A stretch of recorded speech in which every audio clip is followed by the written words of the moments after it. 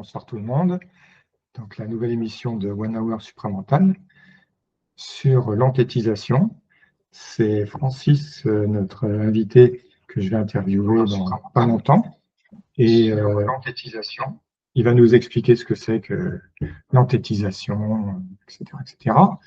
Et donc, pour illustrer le sujet, je vais vous passer un extrait de film qui est l'illustration parfaite de ce qu'est l'enthétisation.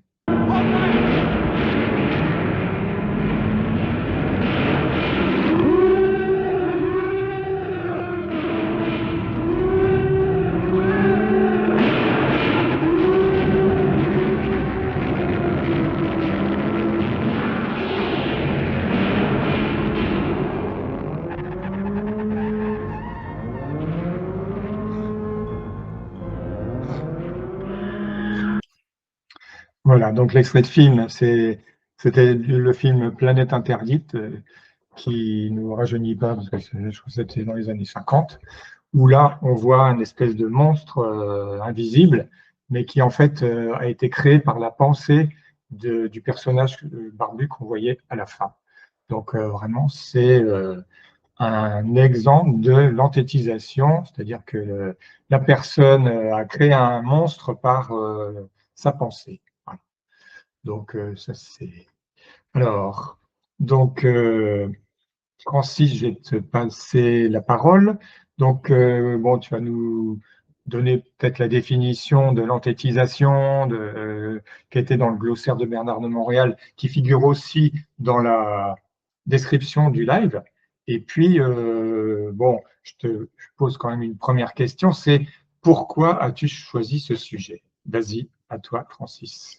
Je vais commencer par donner la définition de Bernard de Montréal. Je l'ai écrit, fait que je vais faire de la lecture. L'enthétisation. C'est le processus cosmique de la vitalisation de l'énergie lorsqu'elle passe du plan mental, où elle est purement radiante, au plan astral, où elle sert à la formation d'égrégores ou de forces qui peuvent s'actualiser de façon personnelle. Bon, là-dedans, ce qu'on comprend, c'est que finalement, le processus d'enthétisation, finalement, c'est de l'énergie initialement qui se passe sur le plan mental initialement, mais qui, comment dire, se travestit au travers le plan astral, dans le fond, finalement, qui prend forme au niveau d'entités. Le phénomène d'enthétisation est en rapport avec le phénomène d'égrégore. En fait, c'est un peu le même processus. Mais là, je vais te donner aussi ma définition propre.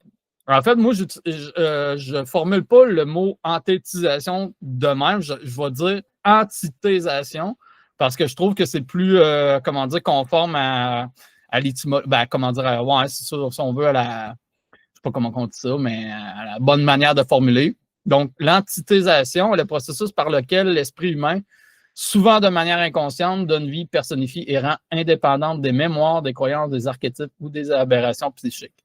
Ces constructions mentales, une fois vitalisées par l'énergie psychique, notamment par les émotions, les peurs, les croyances et les identifications fortes, deviennent dans le plan astral ce que les gens perçoivent et appellent des entités, démons, anges, extraterrestres, guides, fantômes, etc. Bon. Donc, en gros, ça résume à peu près ma définition. Pourquoi que je veux parler de ça? Parce que il y a quand même une raison fondamentale. On prend, en fait, dans l'instruction supramentale ou au travers, finalement, tout ce qu'on peut rentrer en contact dans la spiritualité, dans le New Age, peu importe. On ne nous parle pas vraiment de ce phénomène-là d'entithésation. On prend ça pour acquis. On dit les morts, le monde de la mort. Il y a quelque chose d'acquis, de banalisé dans le processus, puis on n'a pas un regard scientifique ou objectif du phénomène en soi. Pourquoi ça existe des entités?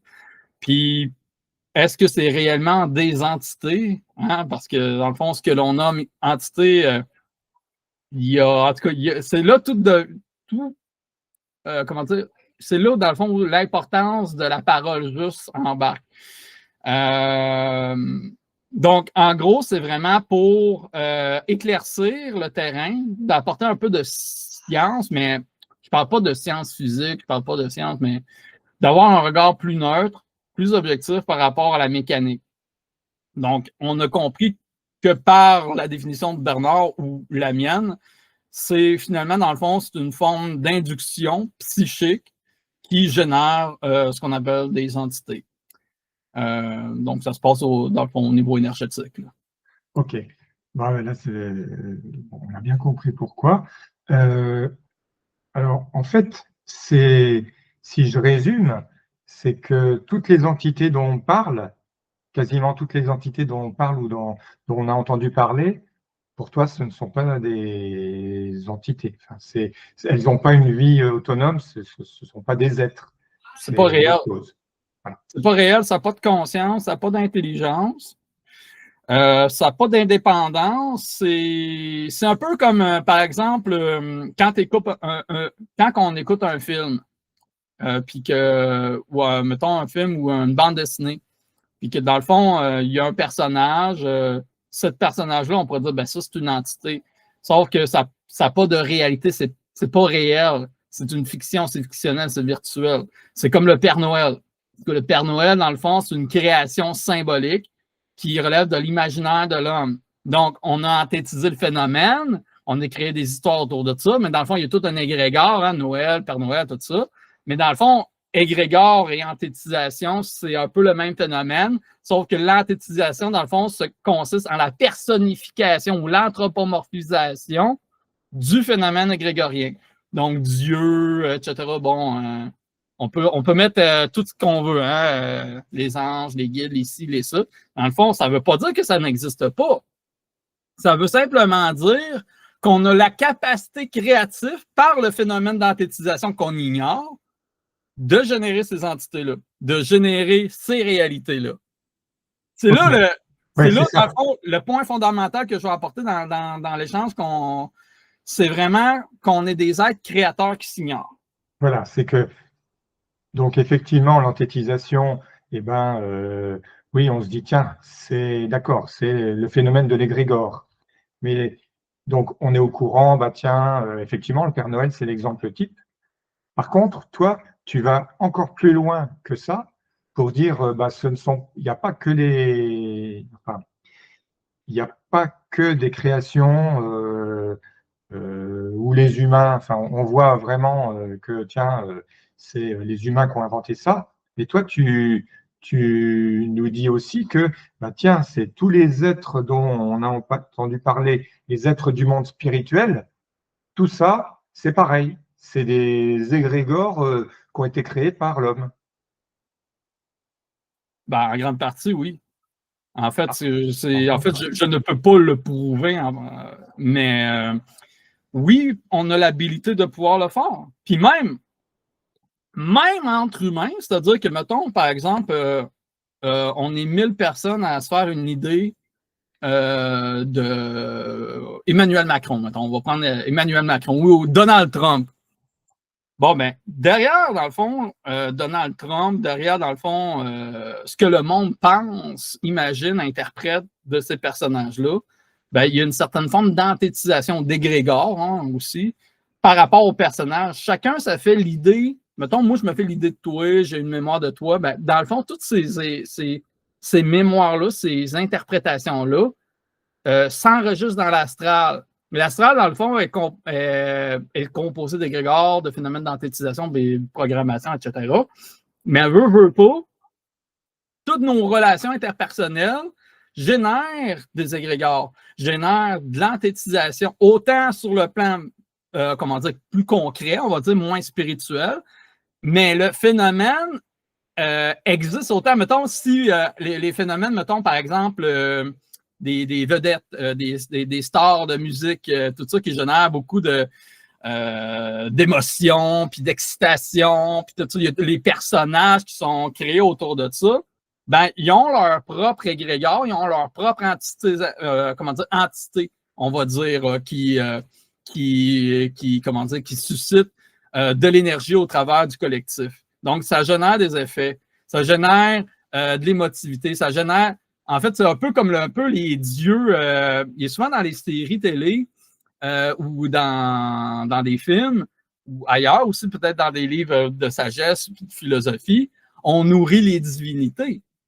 si les divinités ne sont pas nourries psychiquement, par croyance, elles meurent. Mais c'est ça le phénomène d'antitisation. C'est ça le phénomène de désanthétisation.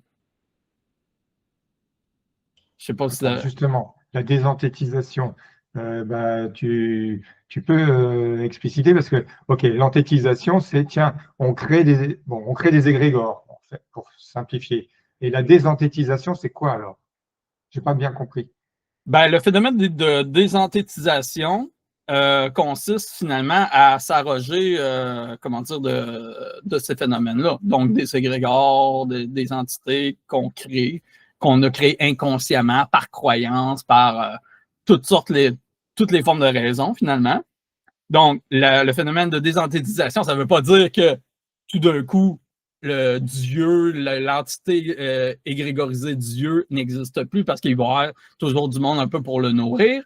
Cependant, ça veut dire que dans le fond, c'est comme un peu une coupure de lien à ces énergies-là. C'est ça le phénomène le processus de désanthétisation, c'est personnel.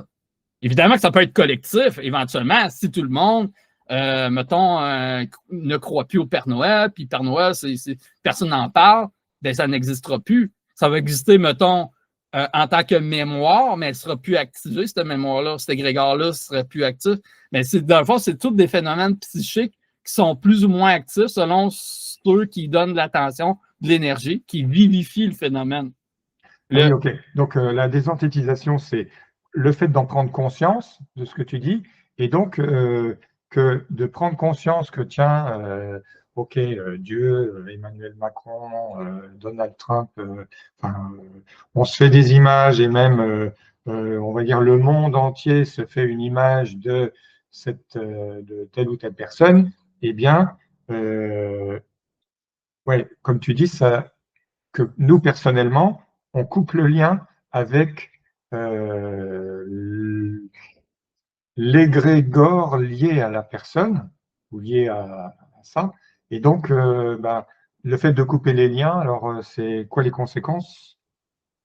Ben, c'est que tu ne mets plus ton énergie là-dedans puis que tu n'es plus influencé par ces forces-là. Donc, d'une part, tu as un gain d'énergie, puis tu peux mettre ton énergie ailleurs. D'une autre part, tu n'es plus influencé par la positivité ou la négativité de ces forces-là, qui sont plus souvent qu'autrement que des pures illusions. Là, puis, Ouais, ok. Puis, une autre affaire, c'est que tu vis de moins en moins de rêves associés à ces égrégores-là, à ces entités-là. Puis, une autre affaire, moins de chances, comment dire, d'halluciner ces entités-là. C'est halluciner, on s'entend de voir une certaine forme d'holographisation, une matérialisation holographique, on va dire. Là. J'utilise des termes un peu techniques pour désésotériser un peu le truc, parce que si on apporte une terminologie un petit peu plus neutre, plus scientifique, ben on est moins enclin à toute cette terminologie-là qui embellit, qui magnifie, Donc, c'est un peu pourquoi que je suis un peu prudent dans ma manière de parler. Là. Surtout dans ce genre de phénomène-là, l'anthétisation, c'est quelque chose d'assez touché, là, parce que ça peut venir, de parler ça de manière un peu neutre de même, ça peut venir quand même perturber certaines personnes parce qu'ils ont des attachements, sont polarisés, ils ont besoin d'instruire l'astral, ils ont besoin de parler à des morts, ils ont besoin de ci.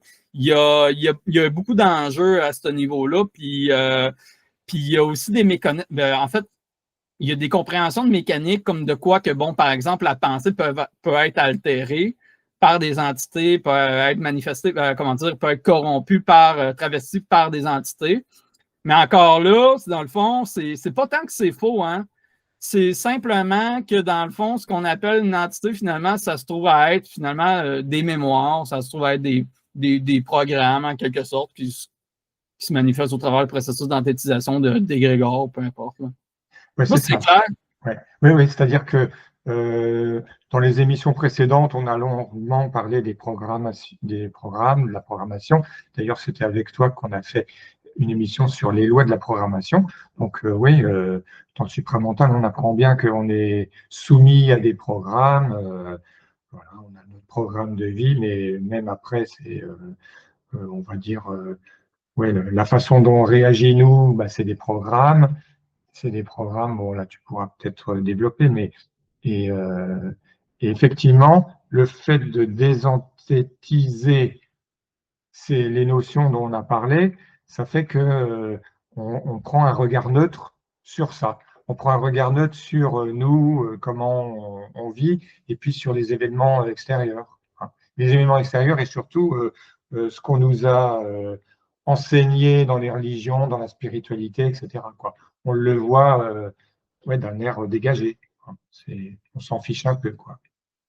Tous ces processus, en fait, le processus de désanthétisation vient avec le fait aussi de se recentrer. En fait, il y a plusieurs, on pourrait dire, je les ai notés, là, en fait, il y a plusieurs méthodes, ou comment dire, je ne veux pas dire méthode, là, mais on va dire des pistes de solutions, dans le fond. D'un, comprendre la nature de ce que c'est l'anthétisation, c'est de croire, dépolariser les mémoires, pratiquer l'impitoyabilité, là, mais ça, je n'en parle dans les vidéos en tout cas, qui vont être dans la description. Ignorer les interférences, porter son identité propre, puis avoir une hygiène de vie, bon, là, si on veut, dans le fond, mettre les gens de notre côté. Puis tout ça, dans le fond, autrement dit, peut nous apporter finalement, éventuellement, à ne plus être affiliés, liés à ces égrégores, à ces entités-là, qui, auparavant, finalement, avaient une emprise, hein, qu'elle soit minime ou flagrante, puissante. Tout ça, c'est une question de degré, mais à un moment donné, c'est juste qu'il y a la déliaison totale de certaines, ce qu'on appelle entités, ou certaines programmations. Moi, j'appelle ça des programmations maintenant parce que c'est plus neutre. Mais le fait de désanthétiser aussi, parce que dans le fond, il faut comprendre aussi que dans le phénomène d'anthétisation, il y a un phénomène qui est lié à des vieilles mécaniques psychologiques de la recherche de boucs émissaires. Puis chez les entités, ben, on trouve les parfaits boucs émissaires, positifs, négatifs, archontiques, en tout cas, en tout cas. La problématique, c'est que ben, ça génère une autre forme de dualité.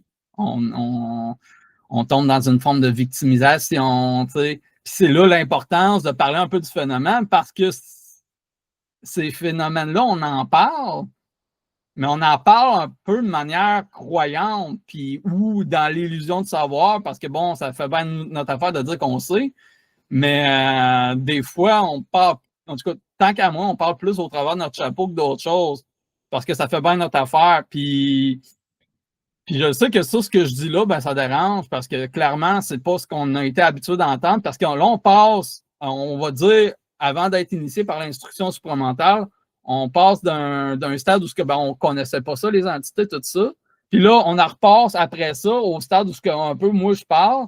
Ben là, il faut comprendre ce que c'est le phénomène d'anthétisation, pour comprendre que ce n'est pas réellement des entités. On appelle ça des entités parce que, de manière provisoire, tant qu'à moi, parce que ça nous permet de développer notre centre mental, notre mental supérieur, dans le fond. La colère mentale, parce que pas, moi, je vais vous dire, je vais vous parler en mon nom là, par rapport à l'expérience que j'ai vécue. Il y a été à un moment donné, justement, à force au niveau de l'instruction supramentale et tout ça, ben, il y a un moment où j'ai été amené à vouloir instruire les morts. Puis, ça veut dire que tu rentres en tout cas, de la manière que je l'ai vécu, c'est je rentrais en conflictualité ou en adversité par rapport à ça. Donc, j'étais moi-même polarisé par rapport à des soi-disant entités auxquelles ben, moi, je voulais instruire pour qu'ils évoluent, puis tout ça, pour que, tu sais, dans le fond, qu'il y ait... Puis là, je me suis vu aller au travers le processus, puis je dis, Chris, tabarnak, ça n'a pas d'allure. Je suis en train de devenir perché, tu sais. Puis j'ai compris par la suite que le phénomène d'instruction de la mort, c'est pas tant d'instruire des entités en tant que telles, mais c'est d'instruire l'astral au travers de notre prise de parole par la descente de l'énergie du supramental ou de l'intelligence instantanée, puis on n'a même pas besoin de se préoccuper de manière spécifique d'entité. Parce que dans le fond, ça va se faire tout seul. L'astral se met à jour à force, comment dire, il y a une certaine forme de supramentalisation de l'astral. Autrement dit, dans le fond, les mémoires changent, se mettent à jour, mais c'est lent. Le processus astral, il est temporel, temporalisé, tandis que l'intelligence est toujours instantanée, c'est toujours, si on veut, d'un autre ordre. OK. Ouais. D'accord. Oui, donc effectivement, là, bon, je résume enfin ce que j'ai compris.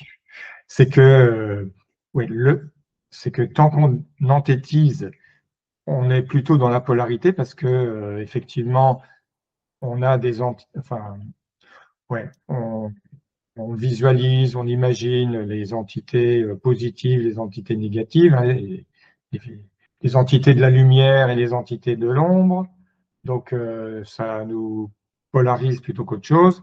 Et puis, justement, comme c'est polarisé en plus et moins, eh ben, ça joue, ça déclenche nos émotions.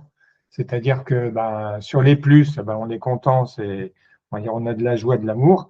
Et puis, si on pense aux entités négatives, eh ben, on a plutôt de la colère, de la haine et des trucs comme ça.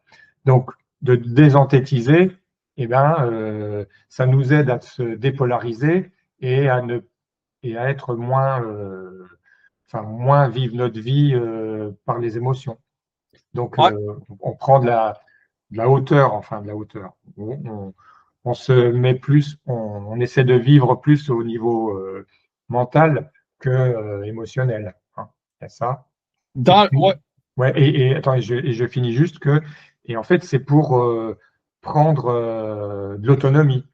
Hein. C'est-à-dire que, bon, enfin, de toute façon, remplacer des êtres vivants par des programmes, ça ne les rend pas inoffensifs, parce que ça agit toujours.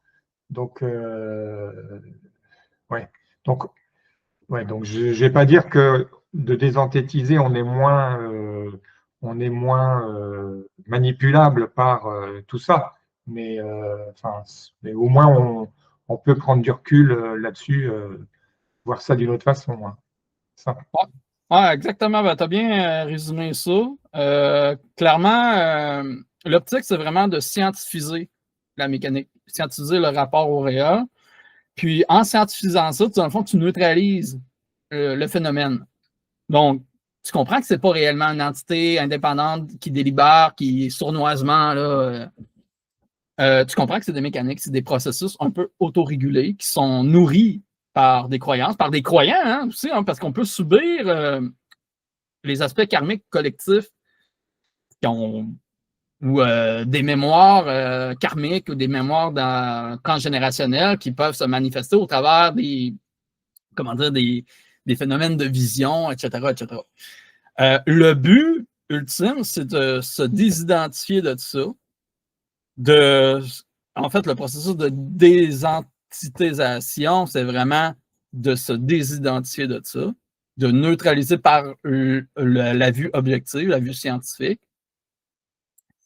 puis nécessairement de plus nourrir ça, puis ben c'est ça, en fait, c'est simplement ça, là. Mais c'est simplement ça, ça ne veut pas dire que ça arrive du jour au lendemain, hein? Puis le temps d'intégrer cette donnée-là, cette manière d'observation-là, ça prend un certain temps. Ça prend, c'est quelque chose. Il y a un changement parce que tu passes d'un paradigme où tu étais la victime, qui était plus ou moins polarisé négativement, positivement, parce qu'il y a toujours des méchants, puis il y a toujours des gentils, puis il y a des. Bon, whatever, que tu vas nommer telle entité. Ah, c'est pour ça que j'ai des pensées de même, c'est une entité, puis là, il y a toute une recherche un peu quasiment pseudo-spirituelle de quel type d'entité que c'est. C'est une entité, c'était une perverse, celle-ci, c'était ça. Il y a, moi, je trouve qu'on embarque dans une certaine forme de délire, pour être franc. Là. Ok. Voilà. Non, mais effectivement, c'est sur ta chaîne, Parole Infuse. En fait, toi, dans toutes tes vidéos, tu prônes l'autonomie, l'autonomie, l'autonomie, et puis de on va dire, tu élagues plein de notions qui ont été apportées au fil des générations euh, dans la spiritualité et même dans le supramental, quoi. Là, toi, comme on dit, comme disent les Canadiens, je crois, c'est tu sors la hache dans les concepts du supramental, hein, c'est ça? C'est à peu près ça. Je Voilà. dirais une certaine forme d'aseptisation. Parce qu'il y a trop de couleurs, il y a trop de. Ça génère trop d'effets astrales, souvent, ces formes-là. Puis, ça ne veut pas dire que les phénomènes n'existent pas. Les phénomènes, comment dire, tu vois un mort, tu vois ton grand-père, peu importe. Là, ces phénomènes-là existent bel et bien, mais ils ne disent pas ce qu'ils sont réellement. Ok, C'est là le jeu des impressions. d'accord. Bon, je pense qu'on a fait le tour là. Je ne sais pas si tu voulais encore ajouter quelque chose, parce qu'après, bon, alors, je voulais repréciser pour ceux qui ne le sauraient pas que je vérifie, que dans la description oui, si, dans la description du live, il y a le lien pour venir nous rejoindre, hein. Donc là, maintenant, ça va être la période des questions-réponses, hein, de la discussion à plusieurs, parce qu'il y a déjà Edine qui est connectée, puis à qui on va donner la parole. Mais venez nous rejoindre, venez nombreux, parce que là, il y a beaucoup de spectateurs, plus que d'habitude, tant mieux. Et ben, venez nous rejoindre et discuter de l'anthétisation avec Francis, Edine et moi. Alors, donc, Edine, vas-y, je te donne la parole. Qu'est-ce que tu en penses de l'anthétisation ou de la désanthétisation? J'ai bien suivi ce que disait Francis et je suis plutôt d'accord avec lui sur quasiment tout, parce que j'ai eu une expérience aussi de médium et de contact avec des morts. Et là, je vais dans le même sens. Quand on interroge une entité dite morte, c'est pas intelligent. Vous l'interrogez, vous l'interrogez, vous l'interrogez, et il y a un moment où ça va s'arrêter. C'est comme ça que j'avais commencé à me dire, il y a quelque chose qui ne va pas dans cette affaire-là. Mais moi, j'étais à fond là-dedans, j'y croyais. Pour moi, c'était une évidence, et puis on avait quelque chose à faire là-dedans. Et j'ai fait ça bien avant d'entendre Bernard de Montréal sur ces questions-là. Ce qui fait que quand il a parlé de ça, je me suis dit, ah bah oui, ça, je le sais un petit peu quand même, qu'il y a des pièges là-dedans. Mais on ne peut pas s'empêcher d'avoir un imaginaire, une imagination. Moi, je mets ça en l'antithésation avec le dialogue intérieur. Il y a un moment où on se rend compte qu'il y a quelque chose qui parle à l'intérieur de nous et puis que nous, on va nourrir ça, on va se projeter dans cet imaginaire. On voit des personnages, on voit des films, c'est carrément des films. C'est nourri par tout ce qu'on a pu lire, c'est nourri par les films, justement, les séries, tout ce que vous voulez. Et on a cet écran-là à l'intérieur. Il y a du collectif et il y a du plus personnel. Donc, on va s'imaginer dans différentes situations de relations avec des gens, ça peut être, et on est dans la religion, on va s'imaginer être avec des saints, c'est pas moi, des dieux, pourquoi pas.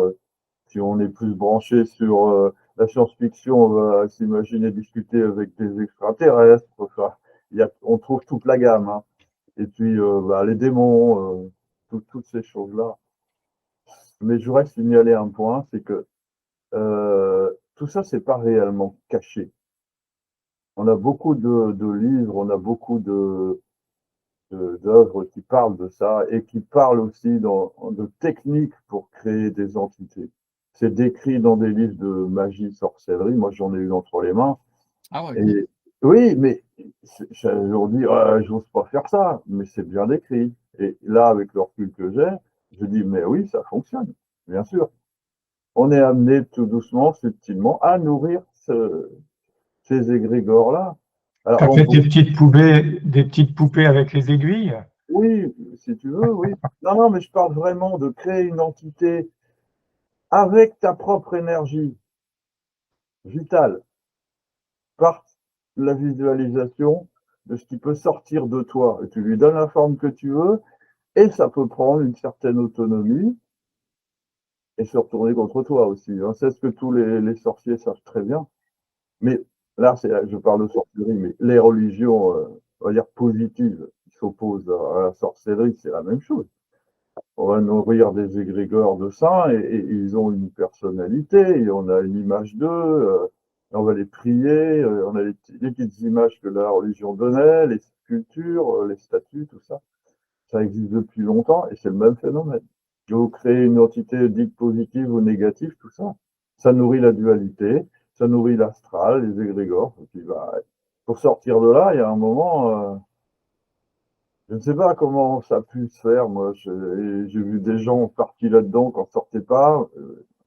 Pour moi, ça s'est passé autrement. Ça dépend. Oui. Enfin, Ça les gens qui dépend n'en de sortent chacun, pas, des c'est programmes les qu'on a. sorciers, tu veux dire? Quoi? Les gens qui n'en sortent pas, c'est les sorciers. Des gens qui sont dans la religion, les religions traditionnelles aussi. Ouais. Mais bon, comme c'est plus positif, ils n'ont pas envie d'en sortir. Enfin, ceux qui sont dans les satanistes, lucifériens, etc., c'est pareil. Ça leur donne un certain pouvoir sur les autres. Bon, ils sont contents avec ça. Hein, ça les arrange bien. Ok, il y a Francis qui voudrait répondre. Et je voulais Oui. juste te préciser, Edith, que ton micro n'est pas très fort. Si jamais tu pouvais le monter, ce serait. Peut-être que je suis un peu loin de mon micro. Ouais. Ok, vas-y, Francis. Ben, je voulais rebondir sur quelque chose qui est crucial de ce qu'il a nommé initialement au début de son commentaire. C'est le fait que lui-même, dans le fond, il a vécu des contacts médiumniques et tout ça, mais que plus souvent qu'autrement, c'était pas intelligent. Ben ça, c'est le point crucial. Parce que, par exemple, les contacts avec les extraterrestres, qui est une autre forme d'enthétisation, les contacts avec extraterrestres, OVNI, compagnie. Bon, certains individus vont rentrer en contact avec eux, ils vont pas, soit pendant qu'ils dorment ou j'en ai eu des histoires. Puis ce qu'ils m'ont raconté, c'est que c'est dans l'ultime du contact, c'était toujours plus impressionnant qu'intelligent. Tant que tu ne comprends pas que c'est plus impressionnant qu'intelligent, ben, tu vas te faire avoir. Tu sais, puis j'avais eu le goût de rebondir aussi sur un peu le. Ben, en fait, il n'en a pas parlé, mais indirectement, oui. C'est les phénomènes comme le phénomène de Fatima, la Sainte Vierge, phénomène collectif, hein, quand même, où il y a eu des apparitions, puis des messages, puis une lumière. Donc, il y a certains, bon, maintenant, il y en a qui spéculent et ils disent que, bon, c'est un peu une sorte de blue beam, puis bon, bref. Mais on n'a pas besoin, tant qu'à moi, on n'a pas besoin de la technologie pour ce genre de manifestation-là. L'humain, collectivement, en plus, est capable de générer des phénomènes de, on va dire, d'hallucination collective, par force de croyance, par force de foi, plus que de foi, plus que l'intensité énergétique pour matérialiser provisoirement le phénomène, a des chances de se produire. Donc, les phénomènes de Fatima sont des phénomènes, comment dire, qui ont été un peu produits parce que, bon, j'ai écouté un peu l'histoire, il y avait des petites filles et tout ça qui ont raconté qu'à telle date, nanani, nanana, ben, c'est sûr que, tu vas dire à des croyants fanatiques, il risque de générer comment dire, un gros phénomène d'hallucination collective. Mais c'est la même, ça me fait penser un peu à l'idée des prophéties. Prophétie, c'est de l'induction d'idées, c'est de la suggestion. Les prophéties arrivent pourquoi? Ben parce que les gens se sont programmés pour ça. Mais c'est un peu la même affaire pour le phénomène de Fatima. Les individus sont programmés éventuellement au moment précis de générer ce phénomène-là. ils ont été préparés, malgré eux, un peu en quelque sorte, par leur foi, par leur crédulité. Puis tu sais, ici, j'entends pas... c'est sûr que mes paroles peuvent être choquantes de même parce qu'il y a quelque chose de froid dans ce que je dis. Parce que, tu sais, pour ceux qui ont vécu des phénomènes avec des extraterrestres ou peu importe, ils sont convaincus, puis ça leur appartient, tout ça. Il y a quelque chose de... Mais la problématique, c'est pas tant, dans le fond, l'expérience elle-même, c'est l'importance qu'on donne à cette expérience-là. Puis si c'est plus de l'impression que de l'intelligence, ben c'est là qu'on comprend que finalement, ben c'est un phénomène astral, c'est un phénomène d'entitisation qui s'est matérialisé. Moi, j'appelle ça la psychoholographie, là, mais bon, mais on peut appeler ça hallucination, on peut appeler ça vision d'entité astrale, peu importe, mais ça revient tout au même. C'est juste le langage qui change, mais au bout du compte, finalement, ces phénomènes-là sont nourris un peu malgré nous, mais c'est nous autres quand même qui les vitalisons. Ce qu'on appelle les morts, en réalité, c'est simplement des manifestations d'énergie vitale mémorielle. Dans le fond, c'est des mémoires qui sont vitalisées par les vivants eux-mêmes. Ouais, c'est là la problématique. Quand on nous parle, mettons, de louche, mettons... Quand on a des émotions, on nourrit les entités, tout ça, on parle de louche, bon, ça vient un peu du gnosticisme, tout ça. Mais il y a un peu de vrai là-dedans, dans le sens que, clairement, quand on est en réaction, on est en polarité, on est en peur, ou BA de croyance, on est assujetti à des guides ou peu importe. Ben, on vitalise ces phénomènes-là, on donne de l'énergie à quelque chose qui n'est pas réel. Mais que pourtant, on va le vivre comme étant réel subjectivement. C'est ça le leurre, c'est ça l'illusion.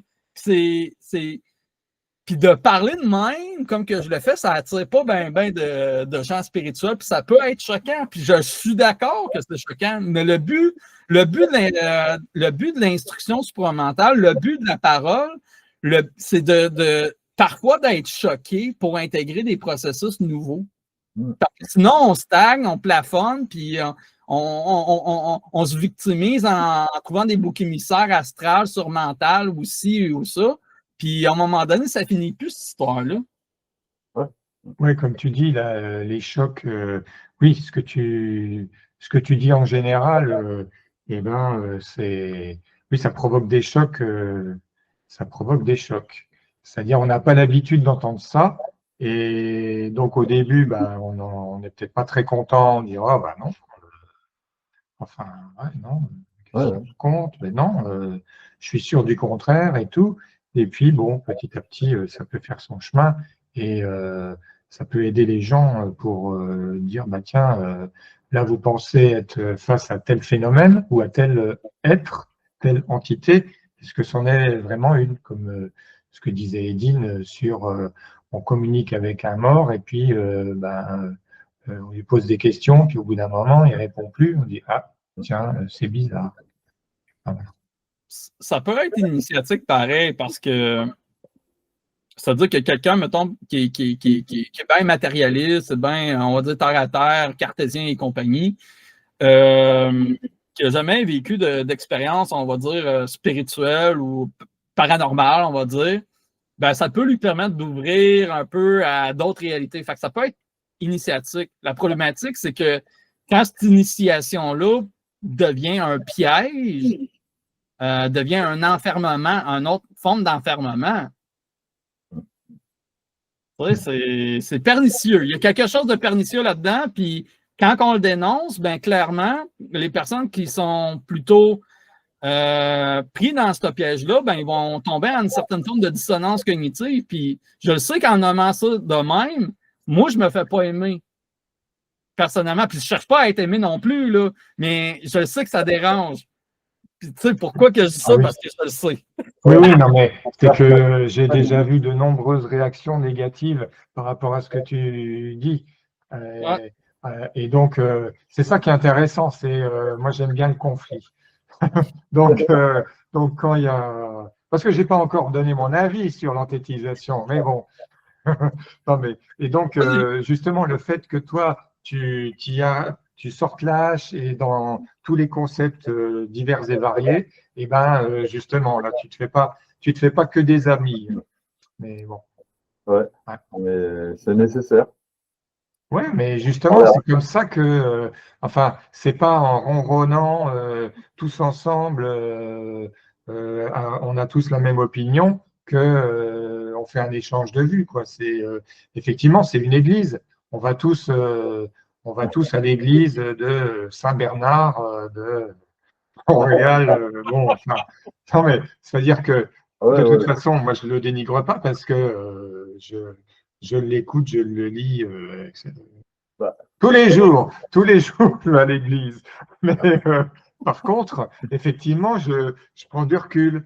Et voilà, et quelqu'un comme Francis, eh ben, il aide à prendre du recul et à être moins, enfin, à moins être sous le robinet, à prendre l'enseignement et à vouloir, enfin, et avoir une démarche d'autonomie, quoi. C'est-à-dire, justement, lui-même, Bernard, il disait, tiens, ne le croyez pas, et ben, Francis, c'est ce qu'il fait. C'est-à-dire, c'est ce que tu fais, hein, c'est, ben, voilà, moi, je prends tous les concepts qu'on nous présente un à un, et puis je les passe au Karcher, et puis je vois ce qui ressort, et je vous dis, tiens, ben voilà, Ben, moi, ce que j'ai constaté. Voilà. j'ajouterais quelque chose de fondamental. C'est pas simplement parce qu'il y a eu un décortiquage à un niveau intellectuel, c'est clairement parce il y a eu, comment dire, un vécu aussi. Parce que, tu sais, moi-même, j'étais un peu dans ce piège-là, tu sais, pas comédienne avec la médiumnité, mais autrement. Puis c'est en comprenant, dans le fond, dans l'expérimental, puis le rapport que toi, qu'est-ce que ça te génère? Comment toi, tu agis par rapport à ça? Est-ce que tu agis un peu de manière sectaire, un peu de manière dogmatique, parce que bon, Bernard, nanani, nanana, ou parce que d'autres personnes, puis tout ça, parce que là, ça faisait ton affaire, parce que toi-même, tu n'as pas pu t'amener ta propre réponse? Ben, c'est ça. Ben, à un moment donné, j'ai fini presque. Évidemment, j'ai eu des échanges avec d'autres personnes aussi. Puis on s'est dit, ben Chris, c'est pas vraiment, c'est pas réel, c'est pas ça que je vis. Puis à un moment donné, il y a une remise en question, puis il y a un ajustement au niveau de la forme.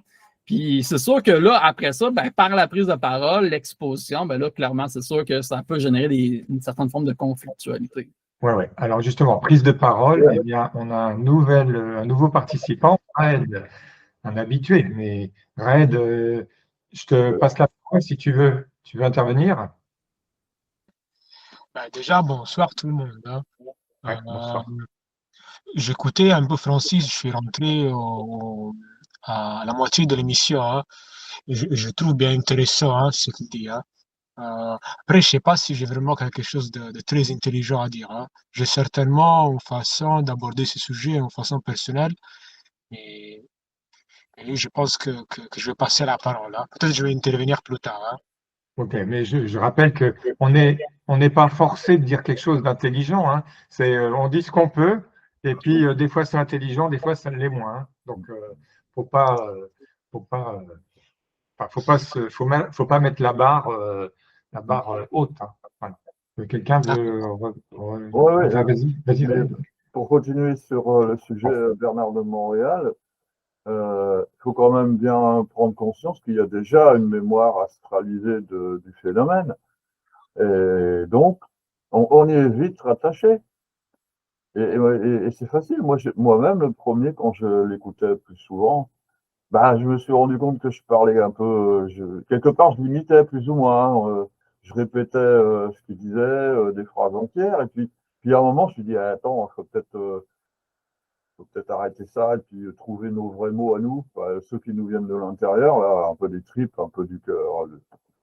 Pas reprendre systématiquement ce que quelqu'un d'autre dit, parce que c'est justement ce qu'il dénonçait d'ailleurs. Alors, de toute façon, je crois que malgré lui, même en dénonçant ça, il n'a pas pu faire empêcher que des gens le prennent pour un gourou. Ce phénomène-là, il est tellement ancré dans l'humanité. Quelqu'un qui parle avec une force comme ça, voilà, mais ça y est, ça peut devenir un dieu très rapidement. C'est comme Ok, ça. Francis, tu Bah, veux. juste un petit rebondissement. En fait, c'est ça, c'est. c'est qu'à un moment donné, moi-même, hein, parce que là, moi aussi, hein, je suis un adepte de Bernard. Ah! Coupable. Mais clairement, ce que Edine il dit, moi aussi, hein, j'en ai répété des trucs de manière un peu perroquet, mais pas perroquet parce que je comprenais ce que je disais quand même. Puis c'est là qu'à un moment donné, je voyais un peu l'imposteur. T'es face à ton propre imposteur. C'est c'est pas totalement ça. Puis tu le sens à un moment donné, là, c'est là qu'il y a une étude qui s'entame. Il y a un processus d'étude qui s'initie. Parce que dans le fond, Bernard va avoir donné des clés. Ça va t'amener à un certain stade, on va dire. Puis à un moment donné, si tu restes plafonné au stade, ça fait ton affaire, c'est confortable, tout ça, puis tu répètes, c'est un peu un cercle. À un moment donné, tu vois, Chris, attends un peu, je suis un peu un imposteur devant moi-même, là, parce que c'est pas réellement ça que j'ai comme information, mais je le répète parce que c'est plus, soit que c'est plus conventionnel, puis bon, au niveau de l'échange, bon, mais ça va être plus acceptable. Alors que finalement, ben, devant toi-même, tu sais que c'est pas réel, tu sais, ou c'est pas ajusté, on va dire. Puis à un moment donné, ben, tu casses la forme. C'est ça le processus de destruction de la forme. C'est pas détruire la forme pour détruire la forme. C'est simplement, dans le fond, finalement, une décomposition de certaines mémoires. Puis que, en fait, c'est une certaine forme de transformation.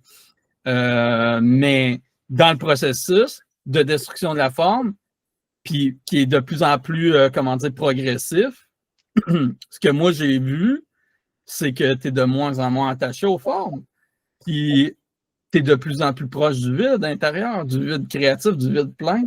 Puis c'est la problématique, c'est au travers de la connaissance, au travers de la forme, au travers ces attachements-là, ben, on se remplit. Or, dans le fond, le processus d'intégration, c'est une vidange. C'est un peu sale comme terme, là, mais c'est un vidangeage. C'est ça de se rapprocher de son centre, du vide intérieur, du vide plein.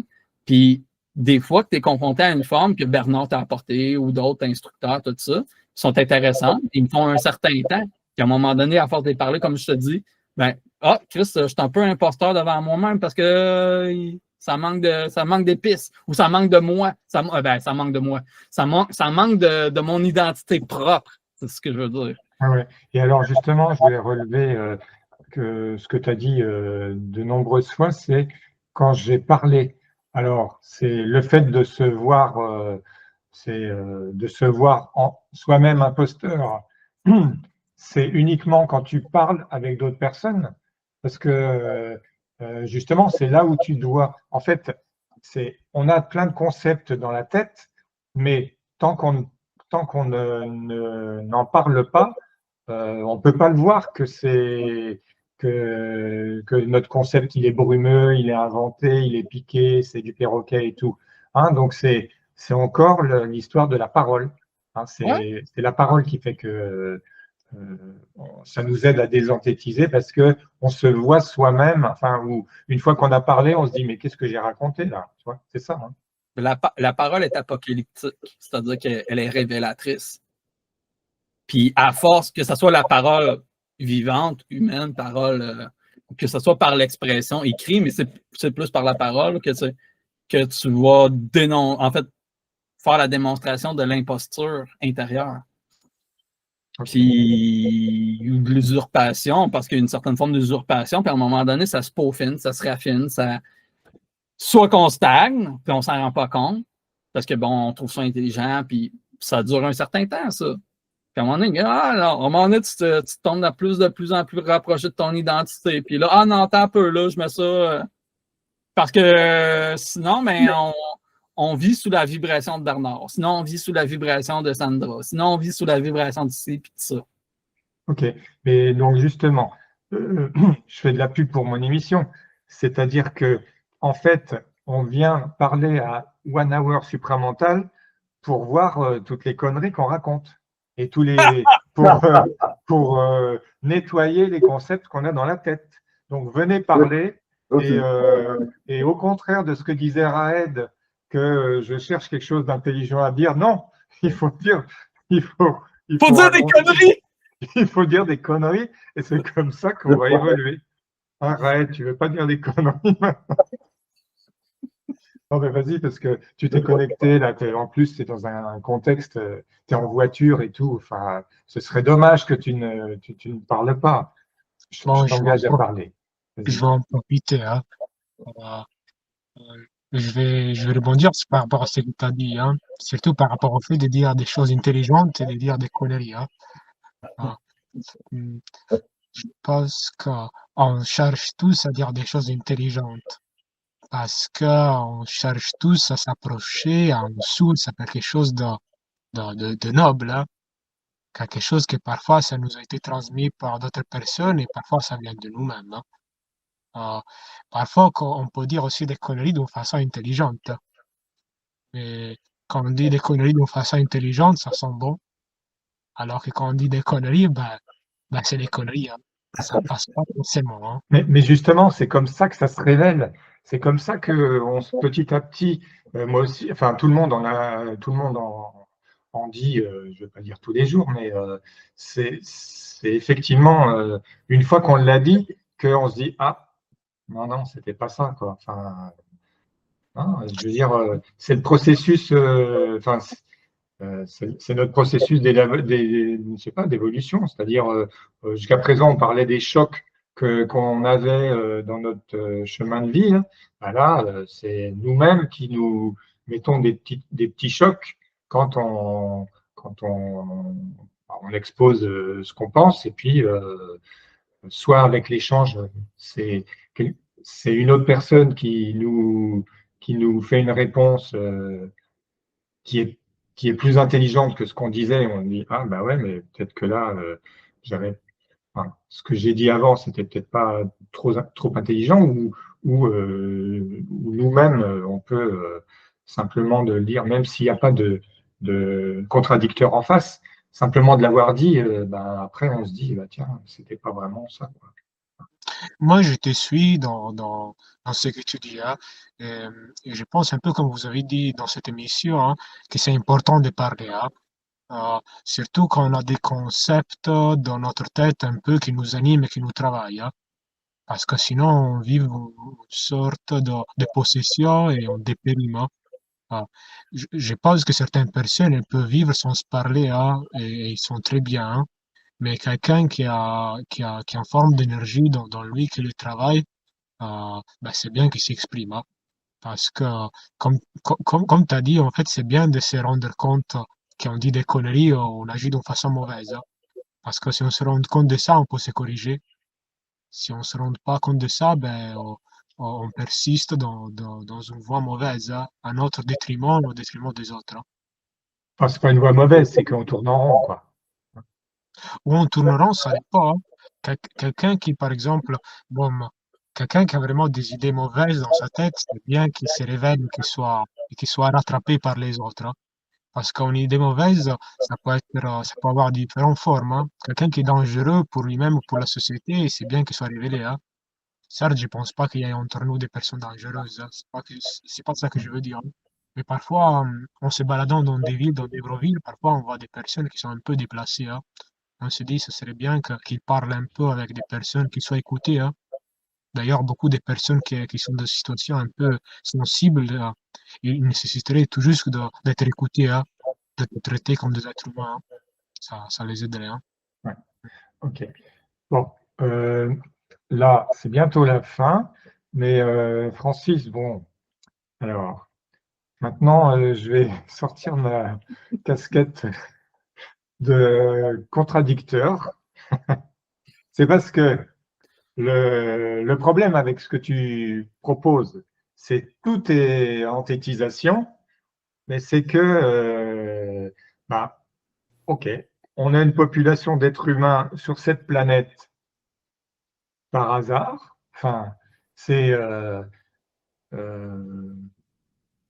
c'est toutes les raisons qu'on nous a données pour lesquelles il y a eu une création des êtres humains là-dessus. Toi, tu dis c'est du bullshit. Bon, pourquoi pas. Que, enfin, et que, bon, alors tu parles quand même d'esprit. Donc, l'esprit, au moins, tu sais que ça existe. Eh ben, il me semble que dans ta conception, l'esprit, c'est comme un grand râteau qui dessert tout le monde. Et puis, il y a juste 2 étages. Il y a l'étage du dessus, c'est l'esprit omnipotent. L'étage du dessous, c'est nous, êtres humains, qui sommes là sur Terre. Et toi, tu dis, bah, tout ce qu'il y avait tout ce qu'on nous a enseigné en intermédiaire, c'est l'homme qui les a inventés et qui a créé des agrégores. Alors ça, c'est quand même, enfin, c'est dur à avaler. Tu pourrais te défendre là-dessus, sur ce point? Ben, d'ailleurs, je dis pas que c'est tout, mais que généralement, en fait, c'est que par le fait d'ignorance que l'homme est créateur, ou co-créateur, on va dire, nécessairement, puis qu'il ne connaît pas les mécaniques de son incarnation, de sa psyché, du psychisme, ben nécessairement, il est producteur un peu de ses arrière-mondes, il est producteur des créatures, des divinités, ou peu importe, il est un vecteur de symbologie, il est un vecteur d'imaginaire, il est un vecteur... donc, il produit ça parce qu'il interprète le monde au travers ses sens, au travers ses psychoses, peu importe là, tous les phénomènes qui amènent à croire. Donc, il est un créateur, il est un générateur d'histoire, de mémoire, etc., etc. Mais entre l'esprit et l'incarnation, il y a l'âme, moi j'appelle ça le principe matriciel, mais il y a l'âme, c'est-à-dire, dans le fond, si on veut, c'est une sorte de substrat, une sorte de... qui permet, comment dire, la conservation des expériences, qui compte autant mon expérience personnelle que la vôtre, mais que toute l'idée, les idées que les uns se font des autres, puis de toutes les croyances, tout ça, dans le fond, finalement, ça m'amalgame au travers des égrégores, au travers des processus d'antitétisation. Puis, quand il y a un enfant qui naît dans ce monde, dans le fond, il naît avec une génétique, il naît avec, bon, on va dire une programmation, mais il y a une génétique, mais il y a des traces, on va dire des traces psychiques ou psychogénétiques qui lui incombent de porter, c'est-à-dire, dans le fond, le karma de la race, le karma de, si on veut, des mémoires transgénérationnelles. Puis ça peut, certaines de ces mémoires-là vont se manifester au travers de certains caractères, ou certains comportements ou certaines visions qui procèdent de ces mémoires-là, puis qu'on subit en quelque sorte de manière un peu passive parce que on n'en a pas la science. Puis avant d'en avoir la science, ben, il faut que tu aies la science un peu d'autres choses. Puis donc, on est dans un processus de conscientisation qui demande un certain temps, qui demande initialement, puis ça demande, dans le fond, nécessairement, dans une certaine forme d'aboutissement, un sacrilège qui est la remise en question de toutes, finalement, nos créations, que les sages, que les religieux, les mystiques, etc. Moi, je ne suis pas là à dire faites ce que je fais, là. Mais moi, je demande que je vois ça maintenant. Puis j'ose le nommer, puis ça peut être sacrilège, ça peut être dévastateur même pour certains. Ça peut amener certains individus en dissonance ou en contradiction, puis c'est correct. Mais moi, je suis prêt à prendre toute forme de contradiction. Mais ce que je veux dire, c'est que dans le fond, tant qu'on ne comprend pas ce que c'est l'astral lui-même, le phénomène, dans le fond, de mémorisation des expériences, on ne comprendra pas c'est quoi, dans le fond, les égrégores, on ne comprendra pas c'est quoi les entités, on ne comprendra pas, dans le fond, la raison du pourquoi qu'il y a des arrière-mondes ou ce qu'on appelle le monde de la mort, qui, tant qu'à moi, est finalement une forme d'égrégore. Mais ça, bon, je ne vais pas rentrer dans les détails parce que c'est complexe, là. Ouais. Ouais, parce que là, de toute façon, l'émission, elle est finie. Et, mais par contre, donc, dans la description du live, eh bien, il y a des liens vers 2 vidéos que tu as faites sur ta chaîne et qui étaient déjà sur ce sujet, hein, de l'enthétisation. Il y en a une où tu t'es filmé toi et puis qui dure 30-40 minutes, et la deuxième où c'est de l'audio de 12 minutes. Hein. Et donc, tu as abordé différents sujets, différents exemples. Puis la première, par exemple, c'était sur. Enfin, il y a eu pas mal sur Castaneda, des choses Ouais. comme ça.